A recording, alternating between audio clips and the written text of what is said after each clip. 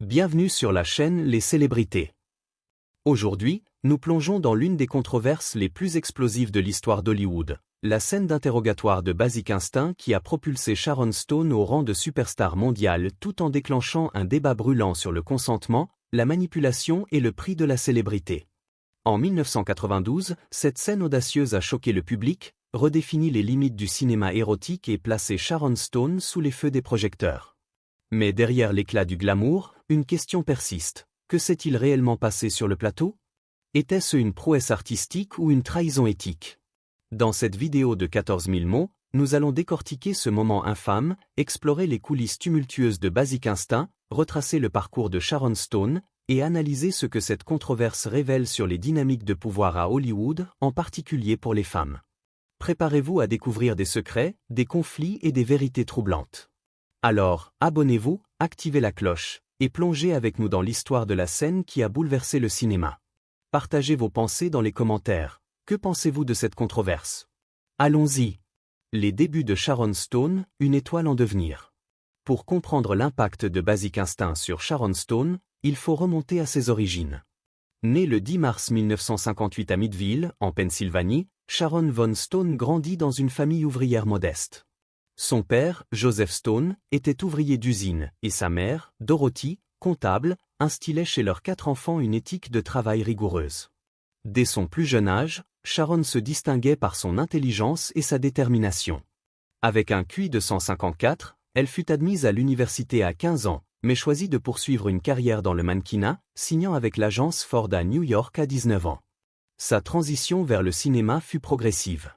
Après des rôles mineurs dans des films comme Stardust Memory de Woody Allen, 1980, et Les Mines du Roi Salomon, 1985, elle lutta pour se faire un nom à Hollywood. Les années 1980 furent marquées par des rôles dans des films de série B et des apparitions télévisées, mais Sharon refusait de se décourager. Sa persévérance paya lorsqu'elle décrocha un rôle dans Total Recall, 1990, aux côtés d'Arnold Schwarzenegger, où son énergie brute et son charisme attirèrent l'attention des réalisateurs.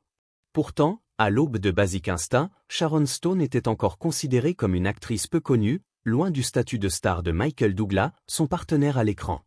Son parcours reflète une ambition féroce et une capacité à saisir les opportunités, même les plus risquées. Basic Instinct allait devenir le catalyseur de sa carrière, mais aussi le théâtre d'une controverse qui la hantrait pendant des décennies. Cette femme, issue d'une petite ville de Pennsylvanie, était sur le point de devenir une icône mondiale, mais à quel prix? Basic Instinct, un thriller qui repousse les limites. Basic Instinct, 1992, réalisé par Paul Verhoeven et écrit par Joe Estera, est un thriller érotique qui a redéfini le genre du néo-noir. Avec Michael Douglas dans le rôle du détective Nick Curran, Sharon Stone dans celui de Catherine Trammell, et un casting comprenant George Dzundza, Jeanne Tripplehorn et Wayne Knight, le film suit une enquête sur le meurtre brutal d'une rockstar à San Francisco.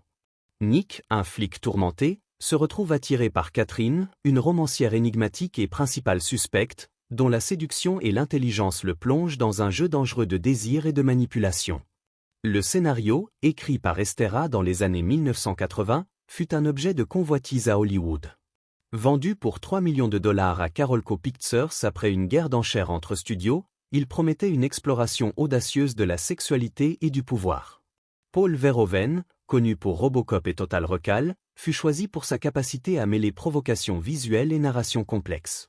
Sa vision, créer un film qui repousse les limites du cinéma grand public, mêlant suspense, érotisme et ambiguïté morale. Le processus de casting fut tout aussi tumultueux.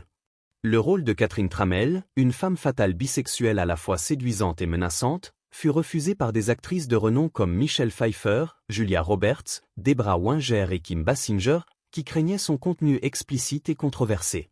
Sharon Stone, après 8 mois d'auditions intensives, décrocha le rôle grâce à son audace et son intensité. Michael Douglas, initialement réticent à partager l'affiche avec une actrice peu connue, fut convaincu par sa performance. « Nous avions une actrice fabuleuse en Sharon. Elle était parfaite pour ce rôle », déclara-t-il plus tard. La production fut marquée par des conflits créatifs. Estera s'opposa à certaines idées de Verhoeven, notamment une scène de sexe lesbien qu'il jugeait exploitative. Le scénariste Gary Goldman réécrivit plusieurs versions pour concilier les visions divergentes, tandis que Verhoeven qualifiait certaines suggestions de mélodramatiques et stupides. Le scénario final conserva l'essence provocatrice d'Estera, avec des ajustements pour maintenir une narration cohérente. Le tournage lui-même fut un exploit technique. Michael Douglas, par exemple, passa 4 nuits consécutives à conduire sur les marches escarpées de Kearny Street à San Francisco pour perfectionner une scène de poursuite automobile. Le manoir de Catherine Tramell, censé être à Stinson Beach, fut filmé à Carmel by the Sea, une propriété somptueuse dont l'architecture moderne et les vues sur l'océan renforçaient l'aura énigmatique du personnage. La bande originale de Jerry Goldsmith, avec ses notes lancinantes, amplifia le suspense, tandis que le montage serré de Verhoeven capturait l'intensité des interactions entre Nick et Catherine. Sorti le 20 mars 1992, Basic Instinct rapporta 352,9 millions de dollars au box-office mondial, devenant le 4e film le plus rentable de l'année. Cependant, son contenu explicite aux violences graphiques, scènes de sexe audacieuses et représentations de relations homosexuelles, suscita des réactions polarisées. Les critiques saluèrent son style visuel et ses performances, mais dénoncèrent parfois un manque de profondeur narrative. Avec le temps, le film gagna le statut de classique du néo-noir, célébré pour sa subversion des conventions du genre et son exploration audacieuse de la sexualité. La scène d'interrogatoire, un moment qui a choqué le monde. Au cœur de Basic Instinct se trouve la scène d'interrogatoire, un moment devenu légendaire pour son audace et sa controverse. Dans cette séquence, Catherine Tramell, interrogée par la police, adopte une posture provocante, croisant et décroisant les jambes dans une robe blanche moulante, révélant brièvement qu'elle ne porte pas de sous-vêtements. Ce geste, d'une fraction de seconde, devint l'un des instants les plus emblématiques du cinéma, mais aussi le catalyseur d'un débat explosif sur le consentement et l'exploitation. Selon Sharon Stone, dans son autobiographie The Beauty of Living Twice, 2021, elle fut induite en erreur sur la nature de cette scène. Lors du tournage, l'équipe lui demanda de retirer sa culotte, arguant que le tissu blanc réfléchissait la lumière et compromettait l'éclairage. « On ne verra rien, juste une suggestion », lui aurait-on assuré. Pourtant, lorsqu'elle visionna la version finale dans une salle remplie d'agents et d'avocats, elle découvrit une nudité bien plus explicite qu'annoncée.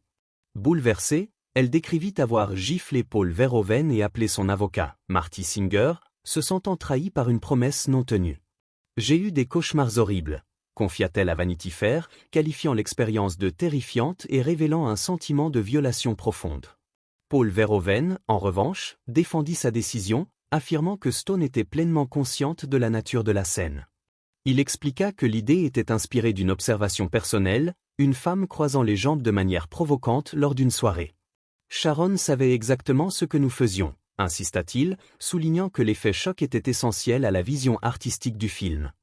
Cette divergence de récit, Stone affirmant une manipulation, Verhoeven revendiquant une transparence, illustre un conflit fondamental entre l'autonomie de l'acteur et la liberté du réalisateur. Joe Estera, le scénariste, adopta une position nuancée.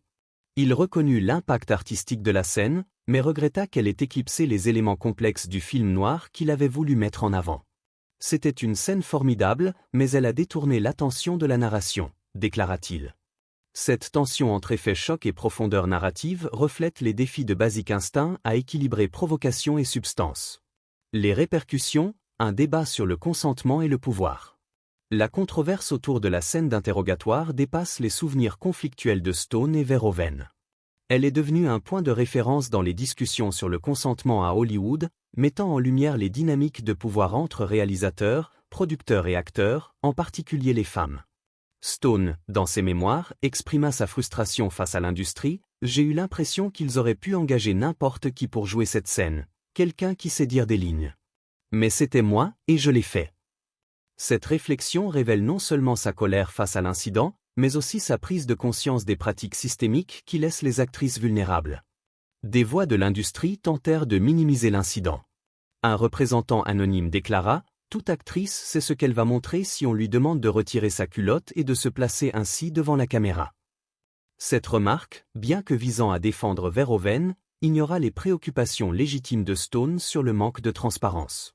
Jeanne Tripplehorn, qui jouait Beth Garner, ajouta une autre perspective, notant dans Entertainment Weekly, 1993, que la scène de sexe brutal entre son personnage et celui de Douglas était plus intense que ce qui lui avait été décrit, suggérant un schéma de communication flou sur le plateau. Le débat trouva un écho inattendu dans un contexte juridique. Lors du procès de Luca Magnotta en 2014 pour le meurtre de Jun Lin, les procureurs comparèrent son modus operandi à l'utilisation d'un pic à glace par Catherine Tramell, soulignant l'impact culturel durable de la scène. Bien que marginale, cette référence montre comment Basic Instinct continue de résonner dans des contextes variés, souvent troublants.